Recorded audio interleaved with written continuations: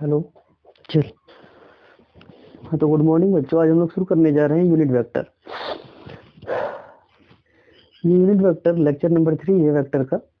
आज हम लोग पढ़ेंगे यूनिट वेक्टर के बारे में कि हम लोग आज ये जानेंगे कि यूनिट वेक्टर क्या होता है। सबसे पहले हम लोग ने ये जाना था कि व्हाट इज वेक्टर, वेक्टर किसे कहते हैं। अब उसके बाद फिर हम लोग नेक्स्ट जाने थे triangle law of vector addition. उसके बाद फिर हम लोग ये जाने थे parallelogram law of vector addition. इसके बाद हम लोग जानेंगे यूनिट वेक्टर। लेकिन यूनिट वेक्टर से पहले हम लोग 2-3 सवाल प्रैक्टिस कर लेते हैं, ठीक है। चल, सबसे पहले हम लोग जो पैरेललोग्राम लॉ पढ़े थे उसमें क्वेश्चन प्रैक्टिस कर लेते हैं। पैरेललोग्राम लॉ में हम लोग ये पढ़े थे कि अगर जब भी कोई दो वेक्टर का हमें रिजल्टेंट निकालना हो तो रिजल्टेंट के लिए हम लोग फॉर्मूला क्या पढ़े थे, ए स्क्वायर प्लस बी स्क्वायर। ये ए बी दो वेक्टर था, ठीक है, इंटू 2ab cos थीटा। ये वेक्टर का मैग्नीट्यूड है। रिजल्टेंट मतलब वेक्टर का मैग्नीट्यूड।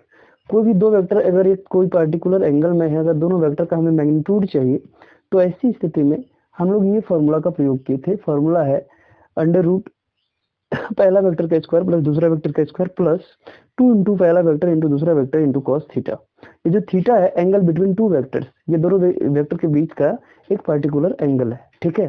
चलिए अब हम लोग सवाल करते हैं। प्रॉब्लम नंबर 1, जैसे मान लीजिए कि दो वेक्टर है, दोनों वेक्टर 30 डिग्री के एंगल पर है।